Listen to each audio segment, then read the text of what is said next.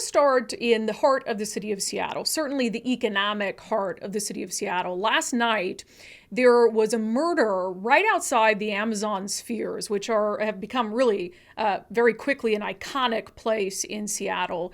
And they are the heart of the Amazon campus in the city. And right outside, there was a murder. It looks like a man in his 50s was shot to death. He was in a vehicle. The suspect fled from the scene. Here is interim police chief Adrian Diaz briefing the media at the scene last night. At 8:30 p.m., officers responded to 7th Lenora regarding a shooting. Officers located a victim that had been shot inside a vehicle. They attempted life-saving measures, and the 48-year-old male was pronounced deceased at the scene. Currently, our CSI detectives have responded to the scene to process it, and our homicide unit is investigating the scene. If anybody has any additional information, we encourage them to call the Violent Crimes Tip Line at 206-233-5000. And sorry, the victim, a 48-year-old man. It wasn't immediately clear what, if any, tie that man had to Amazon, besides the fact that he was killed right in front of the Amazon spheres. But this is far from the first time that violence has hit Amazon.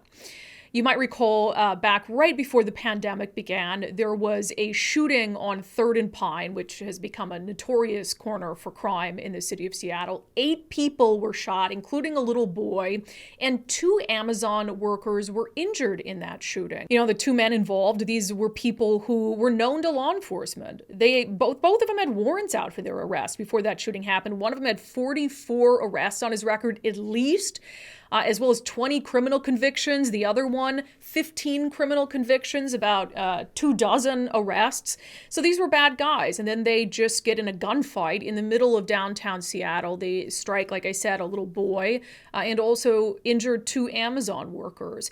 And that was really, I think, the first time that we were getting a sense of how dangerous downtown Seattle was becoming. Then, of course, the pandemic hit shortly after this, and what was a huge story at the time faded away a little bit. And then, of course, we saw this spike, this rise in crime during the pandemic. And to date, I've been in Seattle for 12 years, one of the most horrifying pieces of surveillance video tied to a crime that I've ever seen happened during the pandemic. And I'm sure you will remember it. It was a female Amazon worker simply walking down the sidewalk when a man came up behind her, dropped his backpack, wound up and hit her in the back of the head with a baseball bat as hard as he could. This happened in January of this past year. The suspect, 31 years old, had a long violent criminal history, was homeless at the time that the assault happened. The Amazon engineer who was victimized suffered skull fractures, significant surgery, lucky to be alive. I don't know if lucky is the best word there. But I think the reason this horrified so many people is, you have thousands of Amazon workers who are in this downtown area. And you have this woman just minding her own business, walking on the sidewalk, completely random attack, brutal attack. So now you've got 2 Amazon workers injured in the shooting, Amazon worker hit at full strength in the back of the head with a baseball bat. And so we saw the shooting happen last night, and the 7th and Lenora address came out, and people immediately recognized that was right in front of the Amazon spheres. And regardless of whether there is any sort of connection between the suspect or the victim and Amazon itself, besides just a connection in location, this is an area where you want, as Amazon, your employees to feel safe. Amazon built this campus in downtown Seattle to be this sort of one-stop place for Amazon workers to come, where it could recruit them to come to this wonderful city, live right downtown, work right downtown, enjoy all of these restaurants and these bars.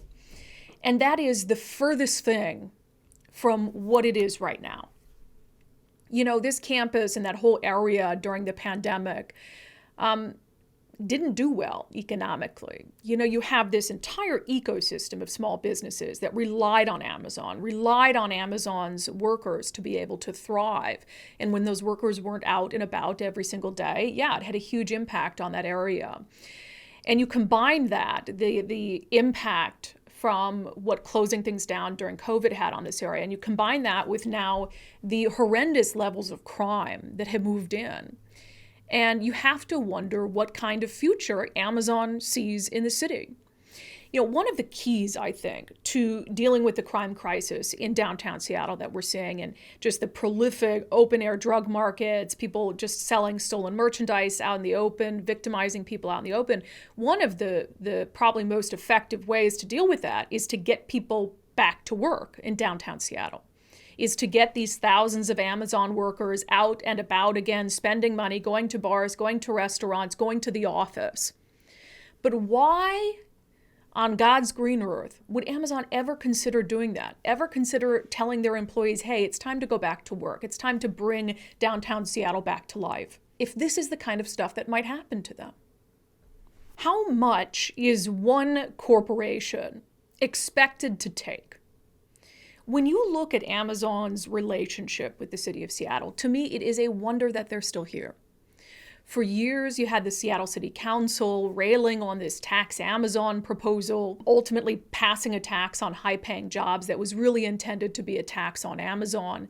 You had Amazon vilified by members of the Seattle City Council for years, completely ignoring things that Amazon had done to be a good corporate citizen, completely ignoring the jobs and the economic growth that Amazon brings to the city. Did Amazon bring problems? Of course. Rents skyrocketed. That was something that was a clear issue.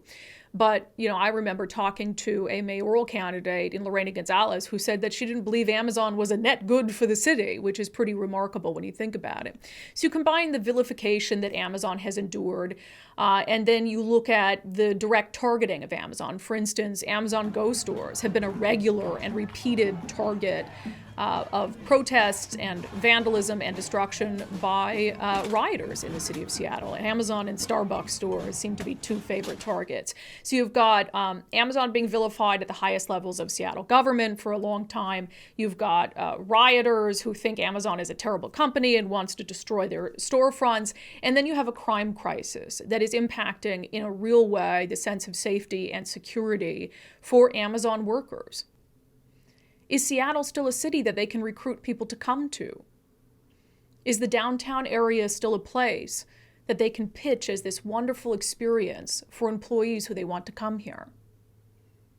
And for Amazon as a corporation, is the city of Seattle and Seattle leadership really an entity that you can trust will work with you to ensure long-term viability? Amazon has already started to move jobs to Bellevue. And I don't know that anyone in their right mind could blame them if they decide to move all of them to Bellevue.